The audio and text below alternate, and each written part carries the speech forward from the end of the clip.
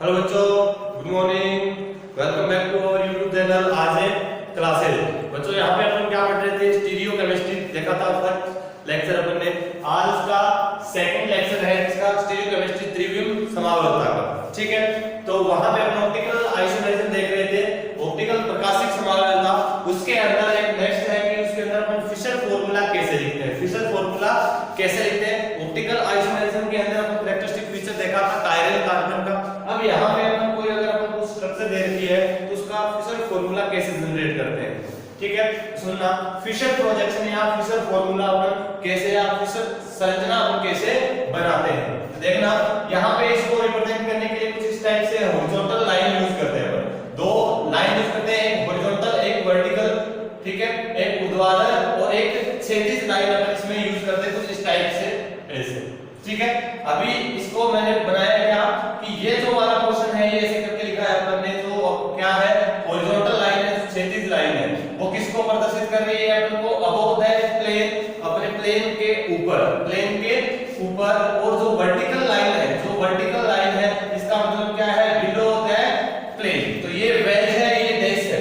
तो वेज अपन को क्या बताता है अबव द प्लेन, डैश क्या बताता है अपन को बिलो द प्लेन। तो फिशर फार्मूले को अपन एक क्रॉस बना के लिखते हैं, इस तरह से क्रॉस बनाते हैं। और यहाँ पे क्या लिखते हैं, जो क्या होगा अबव द प्लेन होगा वो वाला पोर्शन लिखते हैं इन दोनों साइड पे, और यहाँ पे वो लिखते हैं जो बिलो द प्लेन होगा वो लिखते हैं। यहाँ पे एग्जांपल दिया है अपना, देखना एक एग्जांपल है कार्बन के साथ चार ग्रुप जुड़े हुए और चारों के चारों कैसे हैं, चारों के चारों ग्रुप अलग-अलग ग्रुप है। तो मतलब ये क्या है ऑप्टिकल एक्टिव है, मतलब इसके अंदर कायरल कार्बन है। क्या है इसके अंदर कायरल कार्बन है। तो इस प्रकार का इसको अगर अपन को फिशर के अंदर रिप्रेजेंट करना हो, फिशर के अंदर इसको रिप्रेजेंट करना हो तो ध्यान रखना, क्योंकि ये 3D के अंदर है तो कॉपी पेन पे या बोर्ड पे बनाना पॉसिबल नहीं है। तो अपन को क्या ध्यान रखना है कि ये जो वेज और डैश वाला है, वेज और डैश वाला जहां पे पोर्शन होगा वहीं पे ऑब्जर्वर को देखना है। तो ऑब्जर्वर का मतलब है वहां से हम उसको देख रहे हैं, वहां से अपन उसको देख रहे हैं। 3D के अंदर है, पॉसिबल नहीं है बोर्ड पे बनाना।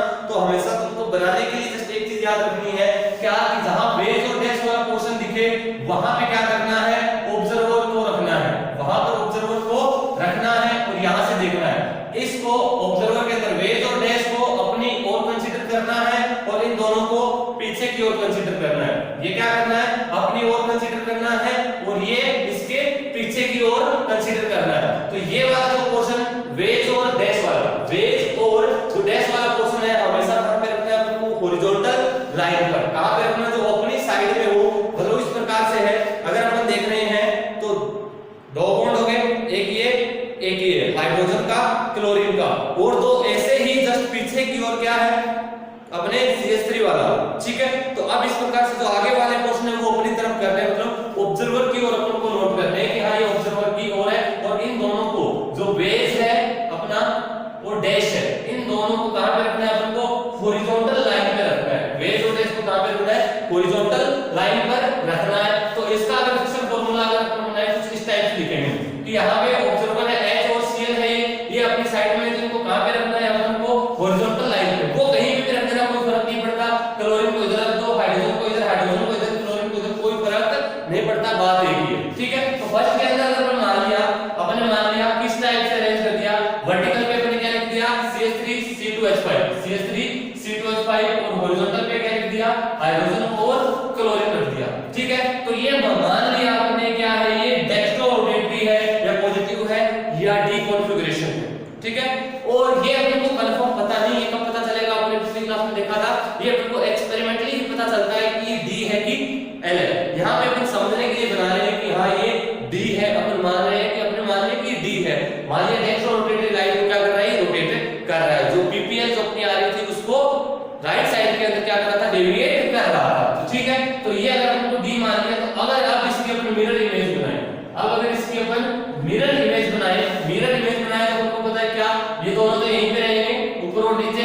ये वाला क्या आएगा आपको पता है मिरर के अंदर अपन को इस साइड में दिखेगा और ये वाला पोर्शन यहाँ पे दिखेगा। तो अब देखो कि ये सुपर इंपोज होते हैं एक दूसरे के ऊपर, सुपर इंपोज नहीं होते, एक दूसरे के ऊपर सुपर इंपोज नहीं होते। तो मतलब ये क्या है एक दूसरे के ऑप्टिकल आइसोमर है, क्या प्रकाशिक समावयवी है, और एक दूसरे पर सुपर इंपोज नहीं होते। मतलब क्या ये इनैंसियोमर है, क्या है इनैंसियोमर है ये स्ट्रक्चर। ठीक है। तो फिशर फॉर्मूला अगर अपन को पूछ ले तो ध्यान रखना है हॉरिजॉन्टल और वर्टिकल लाइन का।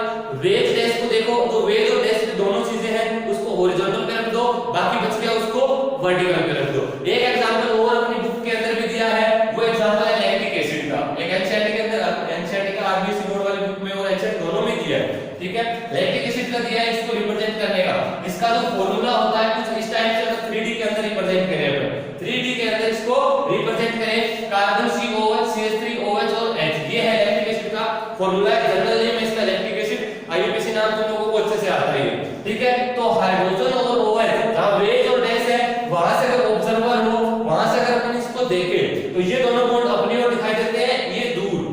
सीधा सा याद रखना है, हॉरिजॉन्टल लाइन पे वेज और डैश को रख दो, हॉरिजॉन्टल पे वेज और डैश को रख दो, और वर्टिकल लाइन पे इन दोनों को रख दो। तो देखना ये है अपनी हॉरिजॉन्टल लाइन, हॉरिजॉन्टल लाइन पे अपन ने यहां पे H रख दिया, यहां पे OH रख दिया, ये मान दिया आपका क्या है D पॉजिटिव।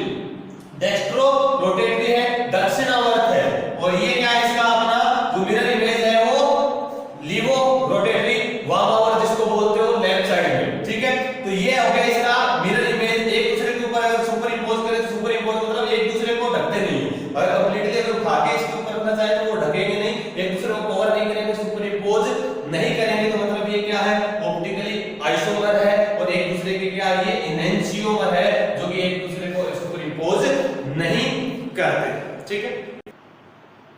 हाँ, नेक्स्ट क्या है अपना ज्योमेट्रिकल आइसोमेरिज्म, ज्यामिति समावयवता। क्या है ज्यामिति समावयवता, ये इंपॉर्टेंट एग्जाम में आता है, देखना भाई क्या है ज्योमेट्रिकल आइसोमेरिज्म, ज्यामिति समावयवता है। पिछले जब अपन क्लास के अंदर एक चार्ट बनाया था वहां पे हमने लिखा था क्या, ज्योमेट्रिकल आइसोमेरिज्म कौन शो करते हैं, जिसमें क्या होता है रेस्ट्रिक्टेड रोटेशन होता है। रेस्ट्रिक्टेड रोटेशन का मतलब है कि अगर अपन उसको रोटेट करना चाहे तो आसानी से रोटेट नहीं कर पाएंगे, जबकि जो सिंगल बॉन्ड थे उनको अपन रोटेट कर रहे थे वो आसानी से रोटेट हो रहे थे। तो जो सिंगल बॉन्ड रोटेट हो रहे थे वो ज्योमेट्रिकल आइसोमेरिज्म शो नहीं करते। तो इनके अंदर क्या है, ज्योमेट्रिकल आइसोमेरिज्म कौन शो करेंगे, जिनके अंदर क्या होता है रेस्ट्रिक्शन रोटेशन होता है, रेस्ट्रिक्ट होता है, रोटेशन नहीं होता है, ठीक है। वो क्या शो करेंगे ज्योमेट्रिकल आइसोमेरिज्म, मतलब इनमें मुक्त घूर्णन संभव नहीं है। अगर अपन ऐसा घुमाना चाहेंगे, घूर्णन करना चाहेंगे तो पॉसिबल नहीं है, जैसे ही घुमाएंगे तो वो ब्रेक हो जाएगा, टूट जाएगा। जैसे इसके एग्जांपल मैंने क्या लिखा, डबल बॉन्ड कार्बन। अगर सिंगल बॉन्ड होता, यहाँ पे अपने एक एग्जांपल लिखा था कि कुछ इस टाइप से है, कुछ इस टाइप से है, अपने बनाया था कि ये ऐसा है, अपन को पीछे वाला नहीं दिख रहा है, तो पीछे वाले को जैसे रोटेट करेंगे तो पीछे वाला पोर्शन अपन को दिख रहा है, ठीक है। लेकिन डबल बॉन्ड में क्या रहेगा, अगर अपने पास डबल बॉन्ड रहेंगे, अगर इनको अपन घुमाना चाहेंगे तो डबल बॉन्ड भी साथ में घूमेगा, तो डबल बॉन्ड क्या हो सकता है, ब्रेक हो सकता है। मतलब इसके अंदर क्या है, रेस्ट्रिक्शन है, रेस्ट्रिक्शन किसके अंदर, घूमने में, ये घूर्णन नहीं करेगा, रोटेशन में क्या है रेस्ट्रिक्शन आ रहा है, तो उस टाइम में क्या शो करेगा, ज्योमेट्रिकल आइसोमेरिज्म शो करेगा। एक तो डबल बॉन्ड किन में पाए जाते हैं, आपको पता है एल्कीन में, किन में पाए जाते हैं एल्कीन में। एल्कीन क्या शो करेगा, रेस्ट्रिक्शन रोटेशन करेगा। सारे के सारे एल्कीन करें ये जरूरी नहीं है, करेंगे एल्कीन सारे के सारे करें ये जरूरी नहीं है। एल्काइन के अंदर भी कुछ एक के अंदर ये ज्योमेट्रिकल आइसोमेरिज्म जो होती है सभी में नहीं होती। अपने जो काम का है वो यही है कि डबल बॉन्ड के अंदर जो एल्कीन है वो शो करते हैं ज्योमेट्रिकल आइसोमेरिज्म। और दूसरा क्या है, रिंग का मैंने तुम लोगों को बताया था उस क्लास में कि रिंग में भी क्या होता है, रेस्ट्रिक्शन रोटेशन होता है, मुक्त घूर्णन संभव नहीं है। अगर इस कार्बन को ऊपर रोटेट करना चाहे, इन दो कार्बन को होल्ड रखें, अगर इसको रोटेट करेंगे तो ये रिंग में क्या आएगा, स्ट्रेट आएगा, टेंशन आएगी, तो ये बॉन्ड ब्रेक हो सकते हैं। तो अपन को इसको रोटेट नहीं करना है, तो रोटेट ना करके किस प्रकार ये जीआई शो करेंगे, ज्यामिति समावयवता शो करेंगे, वो देखते हैं। सुनना, इसके लिए फर्स्ट कंडीशन तो होगी अपनी मोस्ट इंपोर्टेंट कंडीशन क्या, कि या तो डबल बॉन्ड होंगे या रिंग होगी, या तो डबल बॉन्ड वाले शो करेंगे और एक क्या शो करेंगे, रिंग वाले शो करेंगे। ऑब्जेक्टिव पेपर आया, ऑब्जेक्टिव क्वेश्चन आया तो ये मिल सकता है कि जीआई शो कौन करता है, double bond, ring, single bond, कुछ ऐसा ऑप्शन आ जाए तो तुमको ध्यान रखना, डबल बॉन्ड और रिंग दोनों के दोनों ऐसे हैं जो जीआई शो करते हैं, ठीक है। आगे जो सेकंड इंपॉर्टेंट कंडीशन क्या है, कार्बन के बीच में डबल बॉन्ड बिल्कुल है। और सुनना, इसके साथ ये दोनों जो ग्रुप जुड़े हुए हैं, इसके साथ ये दोनों ग्रुप जुड़े हुए हैं, ध्यान रखना कि ये जो कार्बन है अपना, ये जो कार्बन है, इस कार्बन के साथ यानी क्वेश्चन मार्क का मतलब है इस कार्बन के साथ ये जो दोनों ग्रुप जुड़े हुए हैं, ये जो दोनों ग्रुप जुड़े हुए हैं, ये क्या होने चाहिए, डिफर होने चाहिए, अलग अलग होने चाहिए। दोनों के दोनों ग्रुप क्या होने चाहिए, अलग अलग होने चाहिए।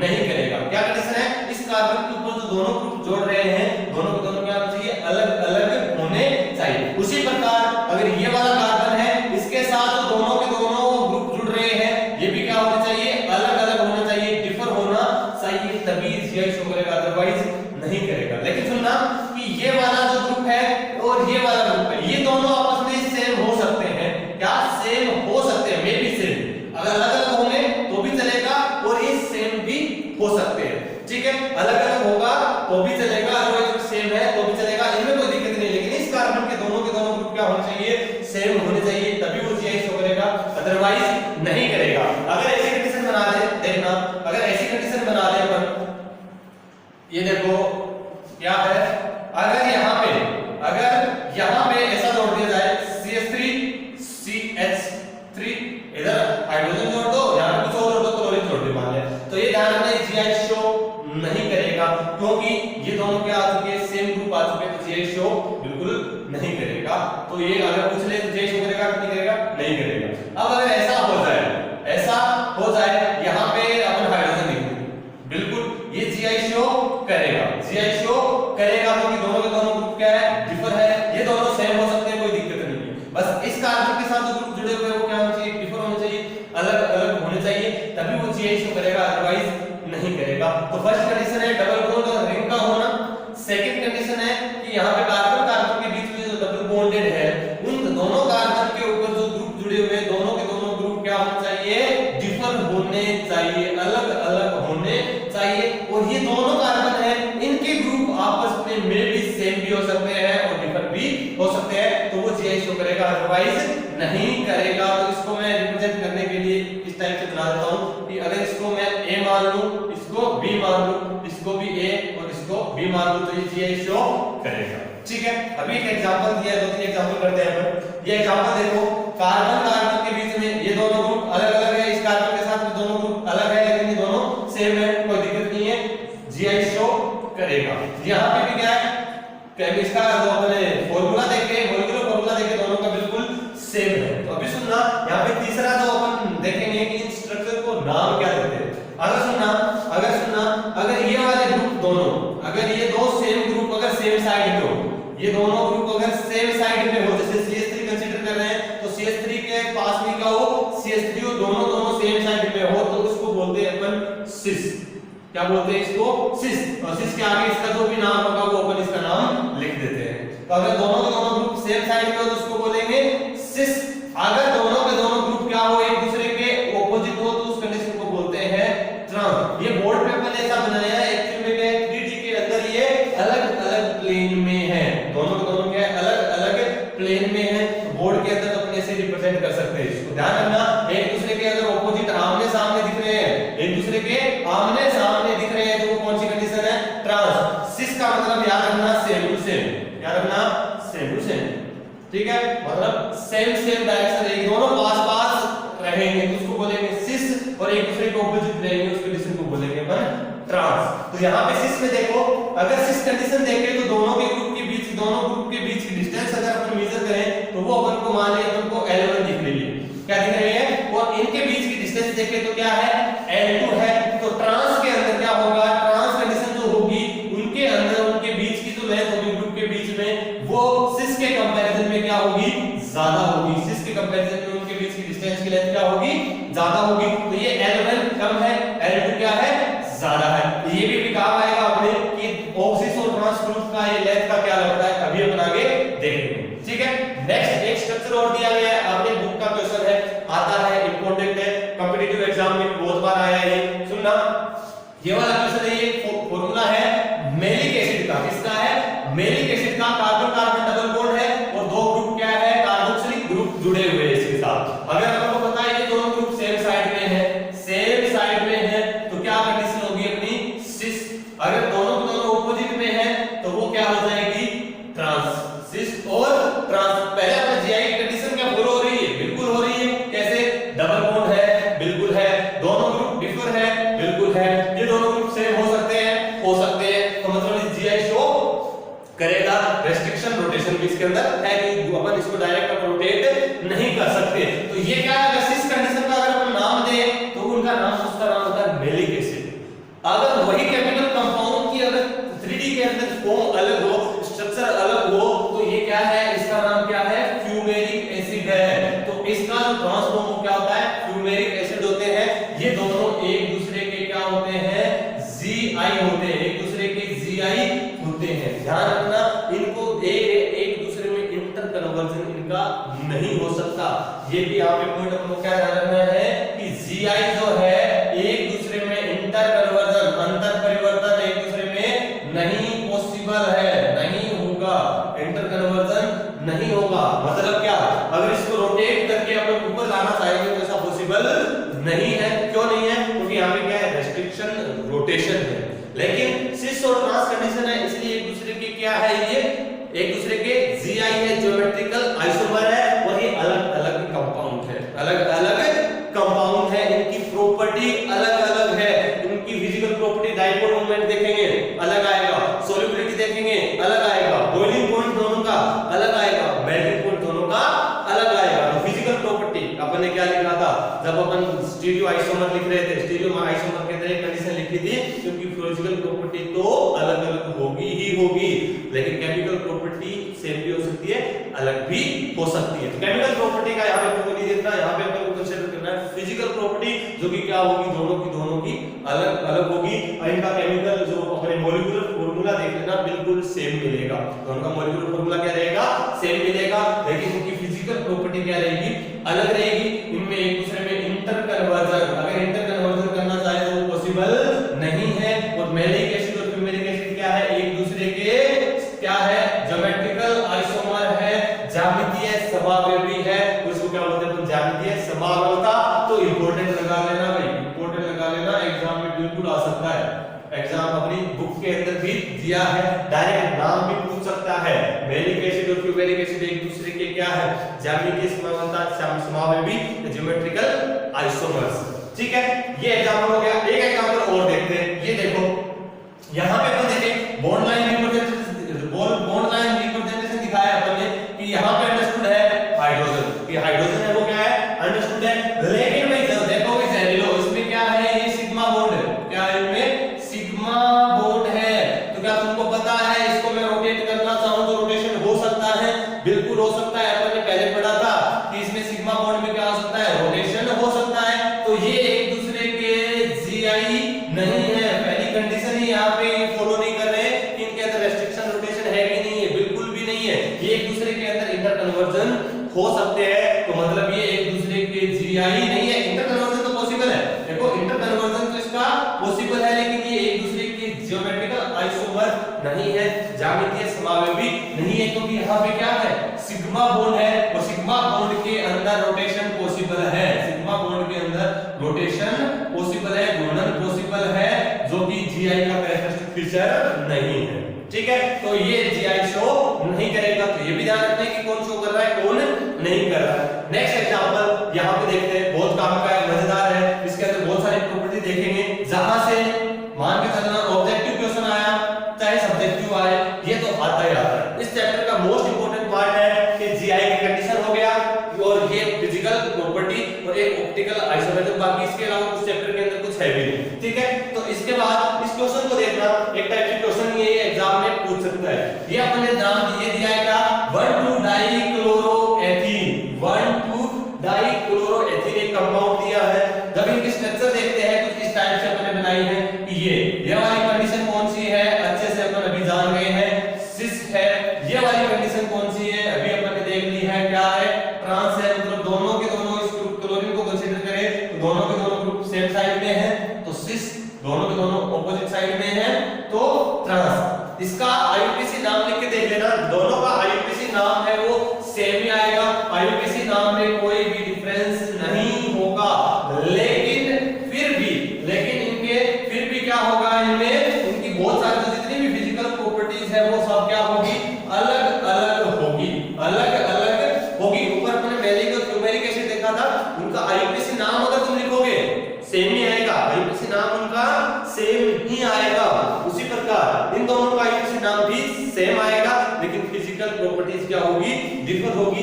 कैसे डिफर होगी वो देखते हैं। इसका आईयूपीएसी नाम देखा 1,2-डाइक्लोरोएथीन, अगर इसको थोड़ा डिफरेंशिएट करना चाहे तो इसके नाम क्या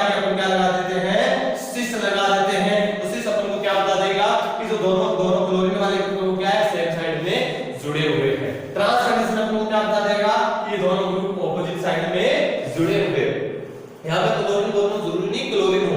इन ग्रुप हाइड्रोजन को भी कंसीडर कर सकते हो, हाइड्रोजन को भी कंसीडर कर सकते हो, कोई भी दिक्कत नहीं है। बात सेम, ये बस दो सिमिलर ग्रुप को पकड़ लो, उनको देखो कि ये सेम साइड में है तो सिस, ऑपोजिट साइड में है तो ट्रांस। तो ठीक है, सबसे पहला आईयूपीएसी नेम तो क्या है इन दोनों का, बिल्कुल सेम है, वो तो आपको पता ही होता ही है। मॉलिक्यूलर फार्मूला भी इनका सेम है, मॉलिक्यूलर फार्मूला देख लेना, एग्जैक्ट बिल्कुल सेम आएगा। इसके बाद देखना डाइपोल मोमेंट, फिजिक्स आ गई तुम्हारे यहाँ पे, क्या है डाइपोल मोमेंट।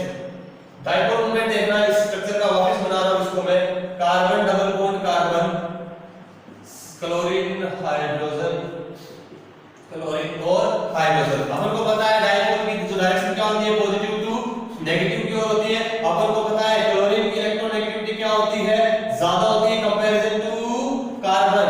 कार्बन की कंपैरिजन में क्लोरीन की इलेक्ट्रोनेगेटिविटी ज्यादा होती है। इलेक्ट्रोनेगेटिविटी होती क्या है, टेंडेंसी टू अट्रैक्ट शेयर पे इलेक्ट्रॉन, जो साजिश इलेक्ट्रॉन है उनको आकर्षित करने की क्षमता। तो इन इलेक्ट्रॉनों को ये अपनी ओर अट्रैक्ट करता है, तो इस पे क्या आता है पॉजिटिव, इस पे क्या आता है नेगेटिव। डाइपोल की डायरेक्शन क्या है, पॉजिटिव से नेगेटिव की ओर। यहां पे डाइपोल की अगर डायरेक्शन देखें तो ये भी क्या होगी, पॉजिटिव से नेगेटिव की ओर। कार्बन पे क्या है पार्शियली पॉजिटिव, क्लोरीन पे क्या पार्शियली नेगेटिव। तो वेक्टर के अंदर तुम लोग अच्छे से समझदार हो, सारे के सारे फर्टाइल माइंडेड क्वेश्चन हो, सब जानते हो।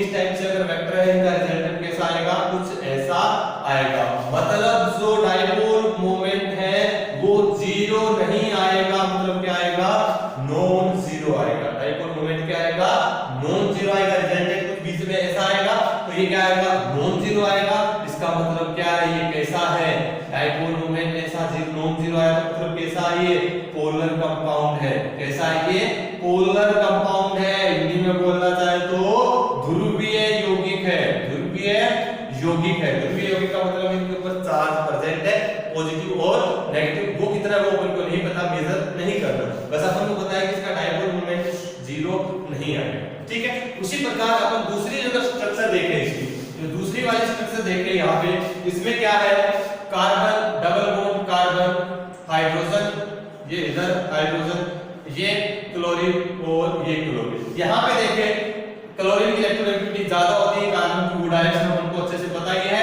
डाइपोल मोमेंट की डायरेक्शन पॉजिटिव टू नेगेटिव। इधर की डायरेक्शन क्या आएगी, पॉजिटिव टू नेगेटिव। तुमको पता है दो वेक्टर अगर ऑपोजिट डायरेक्शन में हो, दो वेक्टर अगर ऑपोजिट डायरेक्शन में हो तो क्या आएगा भाई, म्यू क्या आएगा भाई, म्यू जीरो। मतलब डाइपोल मोमेंट इसका क्या आ रहा है, जीरो आ रहा है। तो इसका मीन क्या है कि ये कैसा कंपाउंड है, नॉन पोलर कंपाउंड है। कैसा है ये, नॉन पोलर कंपाउंड है। तो ये क्या था, सिस। ये कौन सी कंडीशन थी, ट्रांस। भाई साहब इसका आईयूपीएसी नाम सेम है, आईयूपीएसी नाम सेम है, लेकिन अब जब इनका डाइपोल मोमेंट देखते हैं वो अलग अलग हो गया। इसका नॉन जीरो, इसका जीरो। तो ये कौन सा कंपाउंड हो गया, पोलर कंपाउंड हो गया। ये कैसा हो गया, नॉन पोलर कंपाउंड हो गया। ये इंपॉर्टेंट है। इसी के बेसिस पे अपन को दो तीन चीजें और देखनी है। एक फर्स्ट पॉइंट हमने देख लिया, डाइपोल मोमेंट। सिस का क्या रहेगा, नॉन जीरो। ट्रांस का क्या रहेगा, जीरो। अरे कुछ भी नहीं याद रखना, ट्रांस कंडीशन में क्या, एक ऊपर खींच रहा है, एक नीचे खींच रहा है, बराबर खींच रहे हैं, दोनों पहलवान है,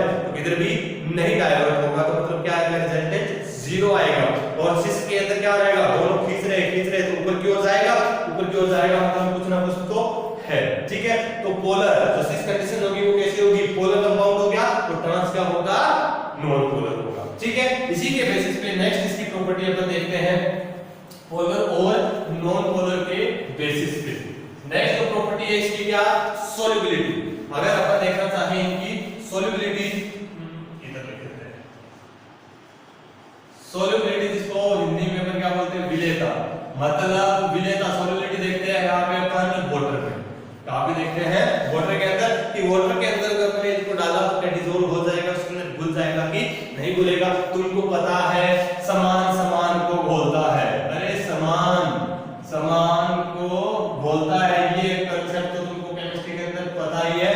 like dissolve like, like dissolve like, समान समान को घोलता है। वाटर कैसा होता है, पोलर। पोलर के अंदर क्या डिसॉल्व होगा, पोलर। पोलर के अंदर नॉन पोलर डिसॉल्व नहीं होगा। क्या पानी के अंदर तेल डिसॉल्व होता है, नहीं होता, लेकिन पानी में दारू घुल जाती है। तो वो क्या है, दोनों सेम सेम होते हैं। तो पोलर पोलर होंगे तो एक दूसरे में डिसॉल्व हो जाएंगे। तो यहाँ पे वाटर के अंदर कौन डिसॉल्व होगा, अपना पोलर वाला, मतलब कौन सा, सिस वाला। तो सिस वाला जो होगा वाटर के अंदर सोल्यूबल होगा, होगा, जबकि ट्रांस वाला वाटर के अंदर इनसॉल्युबल होगा, सोल्यूबल नहीं होगा, वो उसमें नहीं घुलेगा। अपन को पता है वाटर कैसा होता है, पोलर। ये क्या है, पोलर। तो पोलर के अंदर डिसॉल्व हो जाएगा कैसे, क्योंकि अपन को पता है HOH कुछ ना कुछ चार्ज होगा, इस पे नेगेटिव नेगेटिव, इस पे पॉजिटिव पॉजिटिव है, और इनके ऊपर कुछ ना कुछ रिजल्टेंट चार्ज तो आएगा ही, कुछ ना कुछ चार्ज आएगा, चाहे वो पॉजिटिव आए ना नेगेटिव आए। डाइपोल का मतलब कि अपन क्या मानते हैं, एक एंड पे पॉजिटिव एक एंड पे नेगेटिव। मान लिया ये एंड ऐसा एक डाइपोल बन गया, इस पे पॉजिटिव है इस पे नेगेटिव, ये इस वाले कंडीशन मान लिया डाइपोल बन गया। यहाँ पे क्या है, वाटर का मॉलिक्यूल है, ये भी कैसा होता है, पोलर होता है। हमारे नेगेटिव और पॉजिटिव एक दूसरे में क्या नहीं करेंगे, एक दूसरे को अट्रैक्ट करेंगे, तो इसके अंदर आसानी से डिसॉल्व हो सकता है, जबकि नॉन पोलर डिसॉल्व नहीं होगा। इंपॉर्टेंट है, याद रखना भाई, फिजिकल प्रॉपर्टीज एग्जाम में आएगी। बॉइलिंग पॉइंट हुआ, सॉल्युबिलिटी हुआ, ये तो हर चैप्टर के अंदर अपन पढ़ते आए हैं, पूरी ऑर्गेनिक केमिस्ट्री के अंदर हर चैप्टर से ये कांसेप्ट आएगा, कहीं ना कहीं तुमको क्वेश्चन जरूर मिलेगा, चाहे डाइपोल मोमेंट का मिले, सॉल्युबिलिटी का मिले या बॉइलिंग पॉइंट का मिले। नेक्स्ट है अपना बॉइलिंग पॉइंट, बहुत इजी है। अब ये चीजें हो चुकी है, तो बॉइलिंग पॉइंट तो मेरे को पता है, तुमको आसानी से कर दोगे। कैसे कर दोगे, चलो देखो। बॉइलिंग पॉइंट अपन को पता है कैसे, सुनना क्या, जैसे अगर इनके मॉलिक्यूल है, क्या है बॉइलिंग पॉइंट के लिए ऐसा नहीं इसको पानी के अंदर डालेंगे फिर बॉईल करेंगे, नहीं, इसी पूरा लिक्विड मान लिया, ऐसा कंपाउंड है या लिक्विड मान लो, कुछ भी मान लो, कोई कंपाउंड है जो सिस फॉर्म में है, एक ट्रांस फॉर्म में है। सिस फॉर्म वाला क्या है, पूरे के पूरे डाइपोल है, एक डाइपोल, क्योंकि सारे जितने भी मॉलिक्यूल है, दूसरा डाइपोल, ये तीसरा डाइपोल, बहुत सारे ऐसे मॉलिक्यूल्स हैं, अपन को पता है डाइपोल है, तो पॉजिटिव नेगेटिव क्या करेंगे, एक दूसरे को अट्रैक्ट करेंगे, एक दूसरे में अट्रैक्शन रहेगा, फोर्स ऑफ अट्रैक्शन, आकर्षण बल रहेगा, क्या रहेगा, आकर्षण बल रहेगा, फोर्स ऑफ अट्रैक्शन रहेगा। जबकि जो ट्रांस वाला है वो क्या है, नॉन पोलर है, न्यूट्रल है, क्या है, न्यूट्रल है। तो न्यूट्रल के बीच में अपन को पता है कैसा होता है, वान डेर वाल होता है, कैसा होता है, van der Waals force of attraction होता है, कैसा होता है, van der Waals force of attraction, जो कि क्या होता है, कमजोर होता है, वीक होता है कि नहीं होता, क्या होता है, वो वीक होता है। फोर्स ऑफ अट्रैक्शन, तो चार्ज के बीच में अट्रैक्शन फोर्स होगा, वो क्या होगा, स्ट्रांग होगा। तो बताओ दोनों को गर्म करो, कौन सा आसानी से गर्म होगा, नॉन पोलर वाला, क्योंकि मॉलिक्यूल के बीच में van der Waals force of attraction है, आसानी से ब्रेक हो जाएगा, मॉलिक्यूल की वेपर बन जाएगी। जबकि आसानी से ब्रेक नहीं होगा, उनकी वेपर नहीं बनेगी, क्योंकि इनके अट्रैक्शन फोर्स क्या है, ज्यादा है। तो अभी इससे क्या बता सकते हैं, boiling point of cis form is greater than boiling point of trans form. जो ट्रांसफॉर्म होगी उसका जो बॉइलिंग पॉइंट है वो कम होगा कंपैरिजन टू सिस फॉर्म। ध्यान रखना, बहुत ही काम का है, एग्जाम में आता है, कंपैरिजन पूछ सकता है। अभी यहाँ पे एक चीज और ध्यान रखना, melting point. Melting point upon force of attraction वगैरह से नहीं देते, मेल्टिंग पॉइंट हम देते हैं सिमेट्री से, जिसको सममिति बोलते हो तुम। इसकी सिमेट्री कैसी है, सिमेट्री अगर किसी की अच्छी है, सिमेट्री अगर किसी की अच्छी है तो उसकी पैकिंग अच्छी होगी। अगर सिमेट्री अच्छी है तो उसकी पैकिंग अच्छी होगी।